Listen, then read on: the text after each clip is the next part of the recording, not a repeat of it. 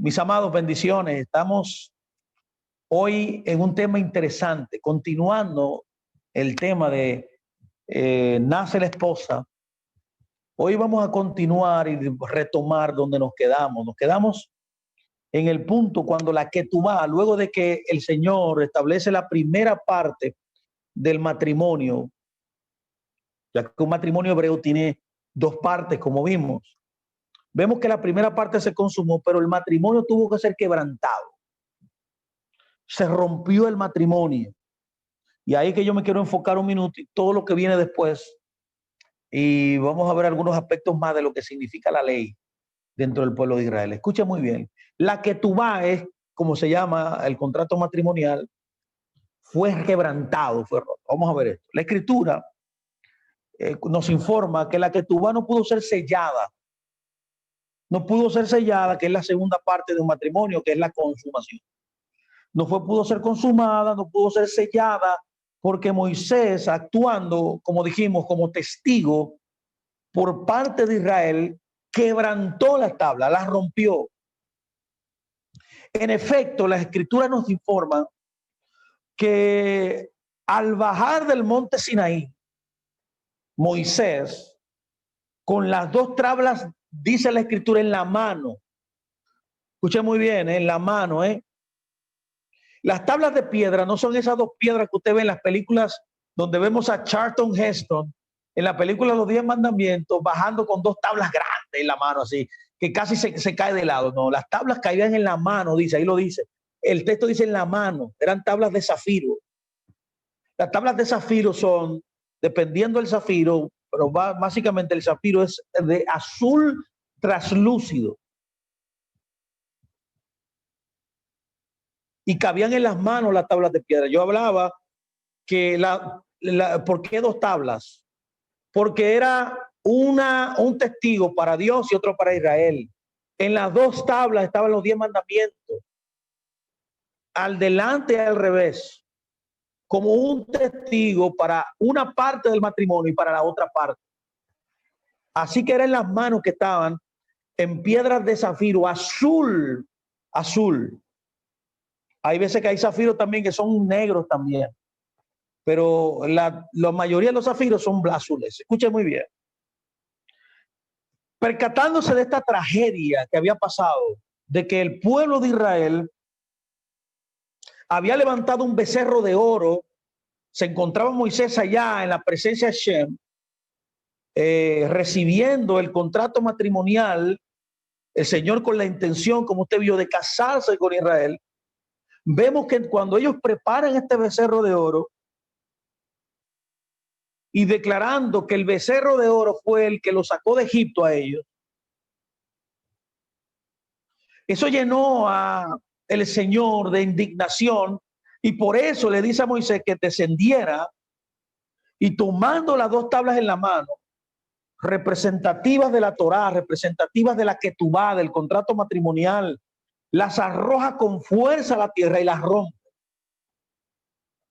Esto propició, aquí esto es muy importante, ese acontecimiento ocurrió en un día de Yom Kippur.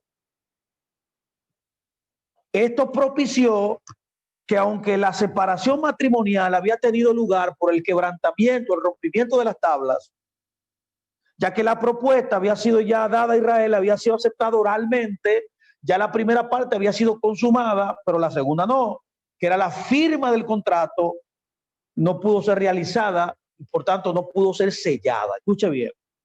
Así pues Israel ha venido a ser la esposa del Eterno, pero hará falta un segundo pacto matrimonial. Ahí es que esto es muy importante que usted lo capte. Al ponerse en hold, por así decirlo, en pausa el primer matrimonio, se necesitaba entonces otro pacto, un segundo pacto matrimonial para sellar aquel primero que fue roto, cuando los testigos por la parte de la novia se dio cuenta de que las condiciones preestablecidas anteriormente para el matrimonio habían sido quebrantadas y habían sido llenadas para la consumación inicial. No habían sido llenadas para la consumación inicial. no habían sido selladas. Eventualmente el Señor tuvo que escribir otra vez. La Biblia dice que él tuvo que escribir otra vez las tablas. Esto es muy importante, como las primeras. Pero ya las condiciones, cuando usted estudia los textos, ya no eran las mismas. No eran las mismas que el primer matrimonio que había establecido con el pueblo de Israel. Y consecuentemente un nuevo contrato, un pacto nuevo. Escuche bien. Eventualmente debería ser escrito y sellado para legalizar oralmente lo que oralmente había sido establecido. Esto es muy importante. Es aquí donde tenemos origen al establecimiento de manera profética del nuevo pacto. Escuche bien. Debemos tener en cuenta que el evento en el cual la segunda copia de la Ketubá es dada, eso está en el libro de Éxodo 34, del 1 al 10, usted puede leerlo. Este difiere totalmente del primero. En primer lugar, Israel no se preparó ni se purificó como en el primero. Segundo, no estaba reunido en asamblea. Tercero, el lenguaje usado ahí, le exhorto a que lea Éxodo 34, no es el mismo tampoco, y nada hay en el texto que indique que haya alguna renovación del pacto presente. Cuarto, aunque el lugar es el mismo, Monte Sinai o el desierto de Sinai específicamente, como nos dice Jeremías, el tiempo y el momento fueron totalmente diferentes. Aquí hay 4 premisas que nos dan que era algo diferente al primero. Podemos apreciar la primera vez que tenemos una nación purificada y un Señor en nupcias. Un Señor ávido con una intención muy profunda de quererse casar con Israel. Pero la segunda vez tenemos una nación inmunda que había transgredido el mandamiento, el primer mandamiento, el mandamiento de no hacer imágenes, de no tener ídolos, al crear este pecado del becerro de oro, y un Señor airado en extremo al punto de que incluso concibe la idea de exterminar al pueblo de Israel y levantar una nueva nación de Moisés. Sin embargo, vemos a un Moisés que intercede. Pero este hombre era un hombre de verdad misericordioso. De esa manera logra apaciguar la ira del Señor, quien extiende entonces su brazo de misericordia al pueblo de Israel, que había sido escogido todavía por el pacto abrahámico a ser esposa, y que ahora continuaba haciéndolo, pero solo potencialmente. Escuchen muy bien, hasta que un nuevo contrato matrimonial pudiera ser establecido. Y eso es lo que nosotros conocemos como el pacto renovado, el nuevo pacto. Escuchen muy bien, ¿eh? Esto crea una situación totalmente especial en el pacto sinaítico, que viene años después. Pues por un lado, perdón, el pacto sinaítico, sí, el que estamos viendo. Disculpe, yo creía que era el davídico, me confundí. El pacto sinaítico, pues por un lado, el kiddushin, el matrimonio, fue aprobado pero no sellado. Consecuentemente, Israel es legalmente la novia separada para ser esposa. Pero hasta que un nuevo contrato matrimonial no tuviera entrada, no fuera establecido la totalidad de las provisiones contenidas en el pacto matrimonial, no habría sido completada. Esto es muy importante. ¿Qué habría pasado si eso hubiera sucedido? Escuche muy bien. La infidelidad de la novia con el becerro de oro al comienzo mismo del kiddushin la había descalificado, para ser la esposa del Eterno. Por lo tanto, algo tendrá que ser hecho para redimirla. Sin embargo, siendo que el pacto abrahámico estaba en juego, el Señor no puede deshacerse de Israel, ya que tiene un pacto eterno, ya sellado y confirmado por el juramento, por la palabra que el mismo Dios había dado.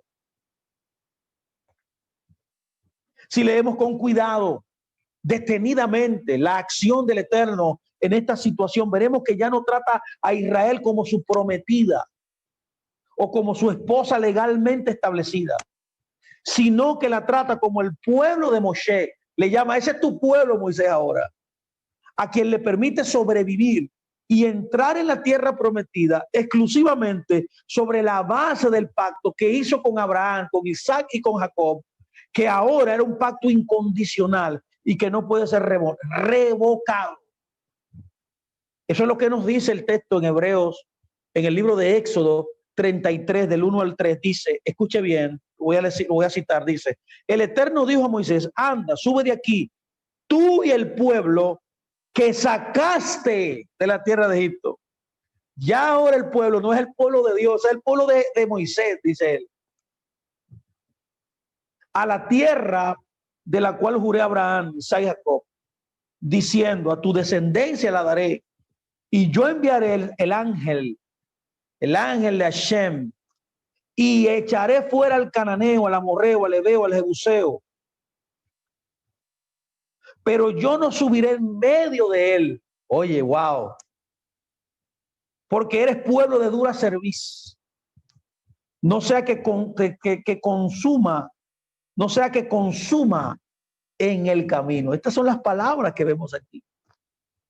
Expresiones tales como la que hemos leído, tú y el pueblo que sacaste, y no tú y mi pueblo que saqué. Es diferente lo que está diciendo.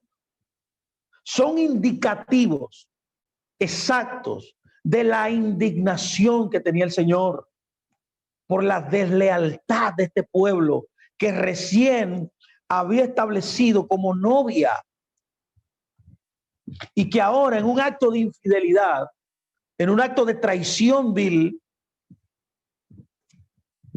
ejecuta en contra del Señor. Escuche muy bien. Además, el tabernáculo, cuando usted estudia en ese mismo verso, el tabernáculo en vez de estar siempre como estuvo siempre en medio del pueblo, ya que ese siempre ha sido la posición precisa en la cual Dios está en medio, Él lo saca de en medio y lo pone fuera del campamento. Esto es un dato muy importante.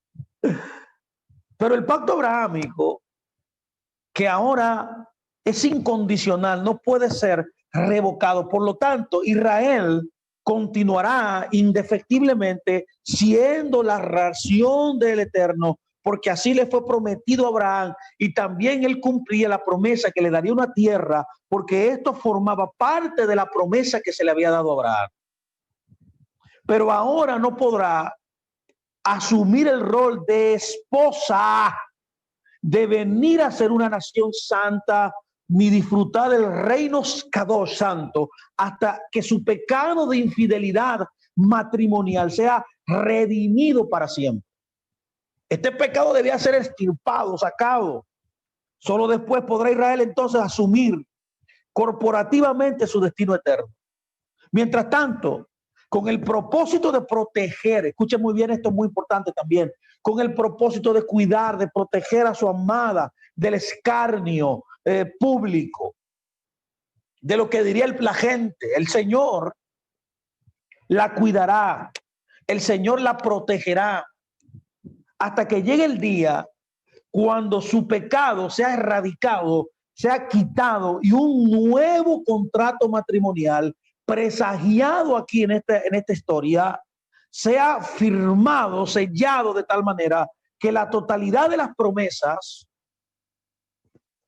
que incluye el reino pueda ser finalmente concretadas y finalizadas. Entonces, ¿qué pasa aquí? Escuche bien, la Torá ahora comienza a jugar un juego, una función diferente a la que debería funcionar. La Ketubá juega el juego ahora de protectora del pueblo de Israel. Por tanto, a fin de preservar a Israel como nación, hasta que el día viniera cuando la nueva Ketubá, que es lo que conocemos nosotros como el pacto nuevo, el nuevo pacto, el pacto renovado, fuera establecida, el primer contrato recibirá innumerables estatutos, mandamientos, ordenanzas que fueron añadidas.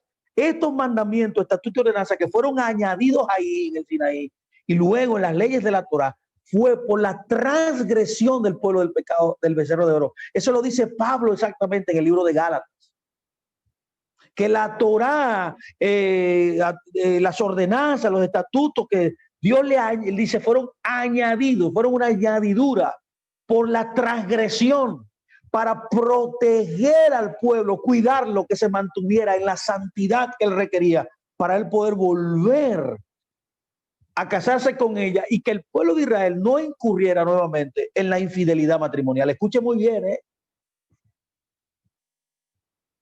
Entonces el Señor estaría preparando entonces las condiciones necesarias para venir él mismo, que fue lo que sucedió en persona, en la persona de Yeshua, a redimir a su amada de la ignominia de su pecado. Debido a que el pacto abrahámico, las leyes, las ordenanzas, tendrían, entre otras cosas, la finalidad de servir como un muro protector, como de un vasallo seguro, de un vallado, de una protección segura que guardaría a la amada de perderse irremisiblemente, mientras que le guardaba internamente y le preparaba en su corazón para el día cuando finalmente la nueva Ketubá tendría lugar, llegaría y fuese firmada y fuese sellada. ¿Me puede entender aquí? Esto es muy importante. La Ketubá se convirtió entonces ahora en un ayo.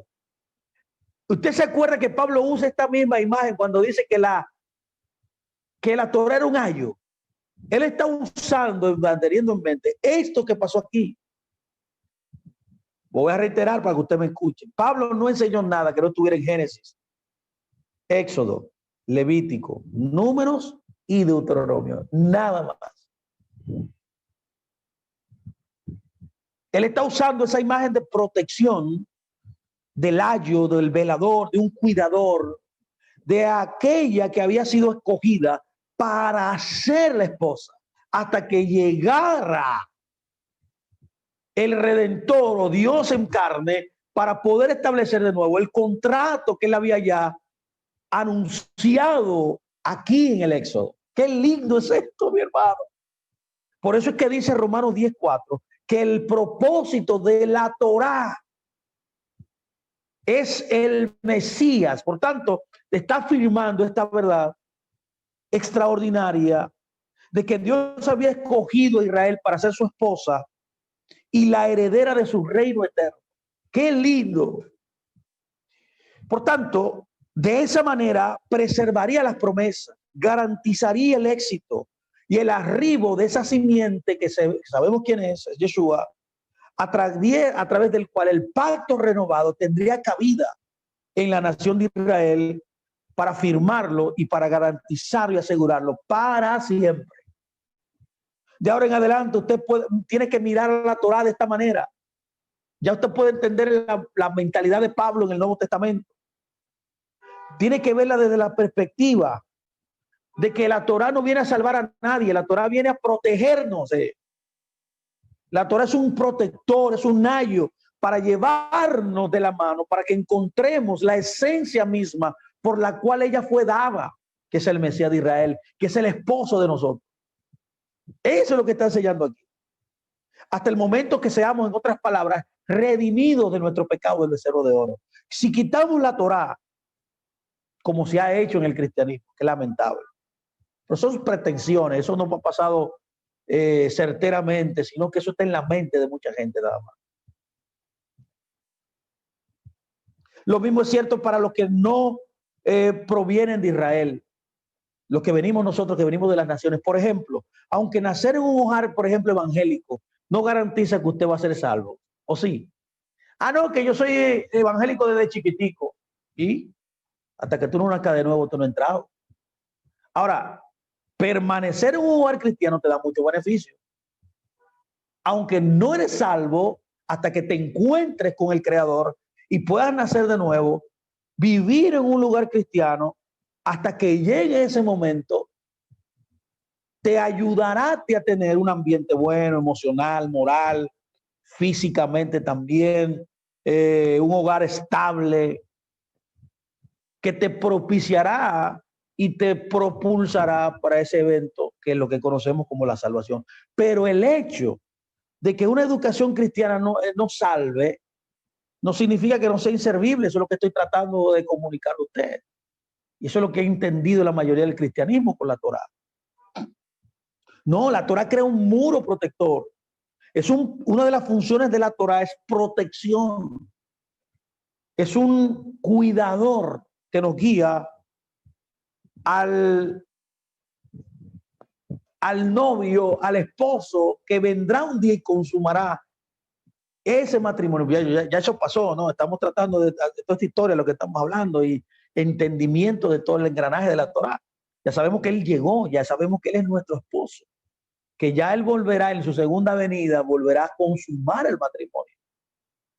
Que eso es lo que va a suceder. Pero si quitamos la Torá, como ha pasado en el cristianismo, lamentablemente, o se ha pretendido hacer, estaríamos quitando la piel necesaria para mantener la protección mínima indispensable para la supervivencia del cuerpo.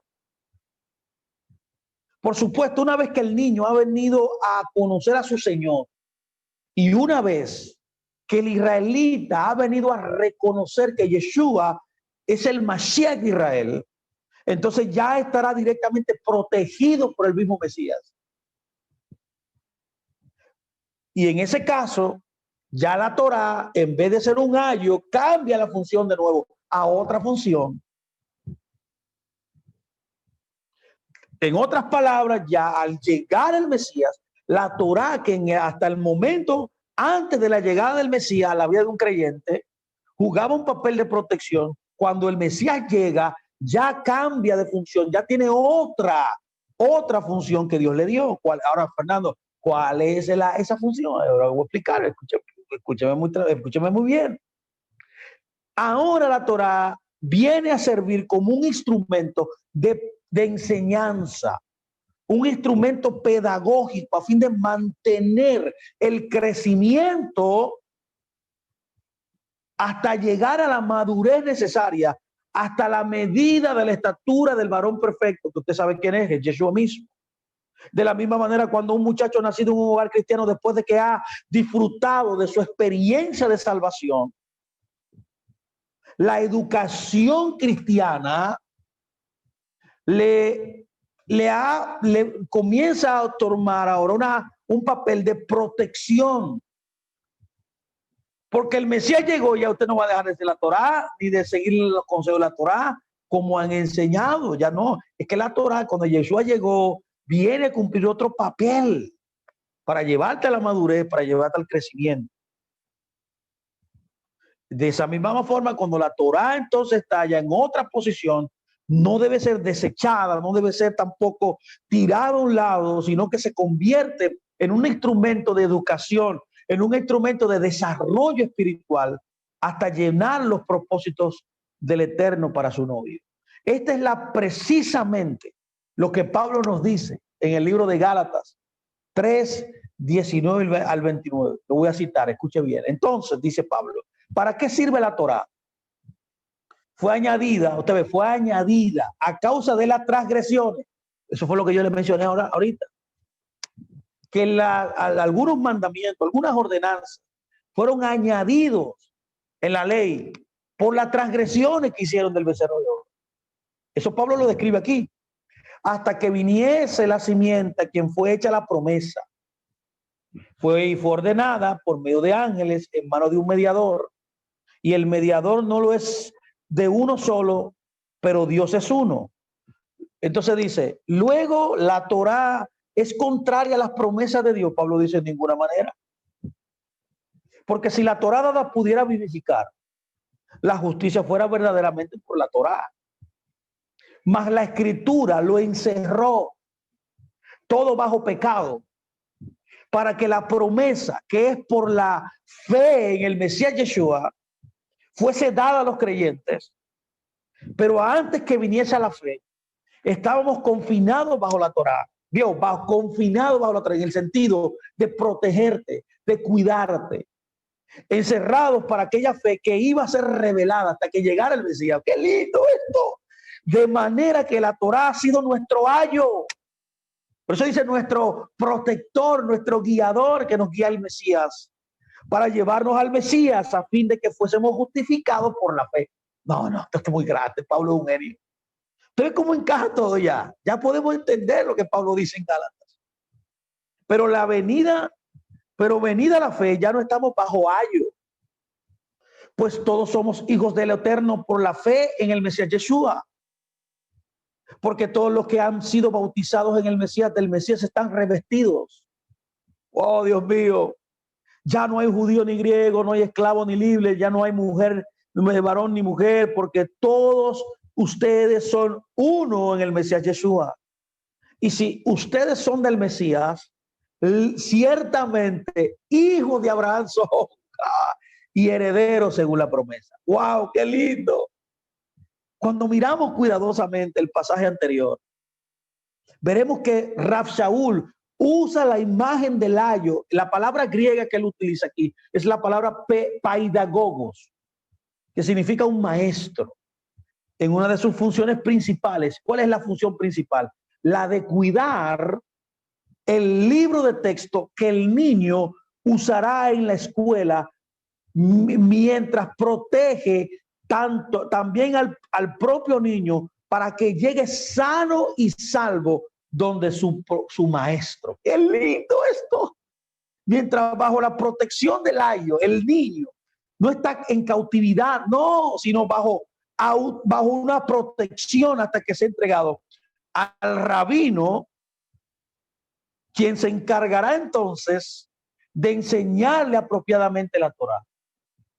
No para protegerle, ya cambia la función, sino ahora, ya que el maestro mismo que te va a proteger, sino como un instructor para que camines en los caminos del Señor. Qué lindo es esto. La Torá entonces pasa de una función protectora a una función pedagógica, a un rol del maestro, quien ahora es responsable del niño. No es quemar la Torá, sino instruir al niño en ella. Por lo tanto, venido el Yeshua, el maestro, o sea, nuestro redentor, no estamos bajo ya tutores.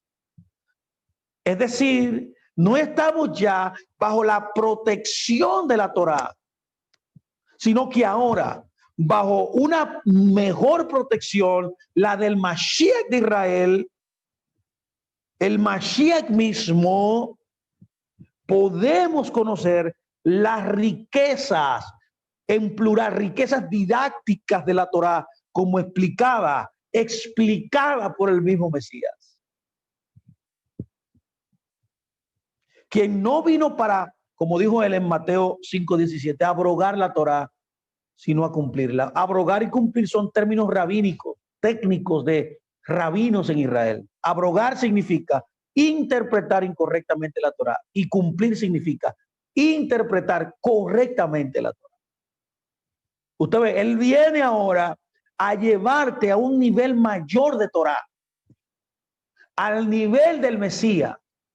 A esa Torá se le llama, en la cultura hebrea se le llama la Torá del Mesías. Viene a llevarte a niveles mayores de entendimiento, de espiritualidad.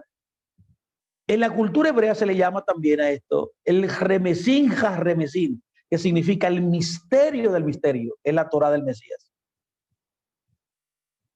Y esto es darle la correcta interpretación, porque el que la entregó en el Sinaí viene ahora a explicártela personalmente. Visto desde esta perspectiva, la Torá como que tú vas, o como contrato matrimonial ha sido el instrumento usado por el Eterno para preservar a Israel hasta nuestros propios días. Todavía lo está haciendo. Aun cuando un remanente en cada generación, hasta que venga ya la consumación de los tiempos, ha venido encontrando a su Mesías, beneficiándose de su protección directa y de sus instrucciones directas. Corporativamente, sin embargo, todavía tal encuentro no ha tenido lugar porque será cuando Él vuelva en su segunda venida. Por tanto, quitar la Torá, anularla, sería un suicidio. Sería un autosuicidio y sería un suicidio también para las aspiraciones que tiene el Eterno, a fin de que Israel sea finalmente restaurada, redimida, como la esposa que ahora es protegida y preservada por ese contrato matrimonial que Él inmediatamente sacó debajo de la manga cuando el pueblo de Israel rompió el primer contrato.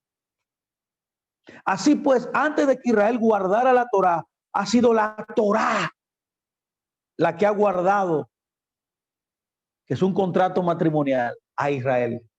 Qué lindo es oír esto. Yo quiero dejarlo hasta aquí. Yo creo que esto ya ha sido por el tiempo y por lo que queremos hablar también. Y comenzar otro nuevo ciclo, como le dije, más adelante.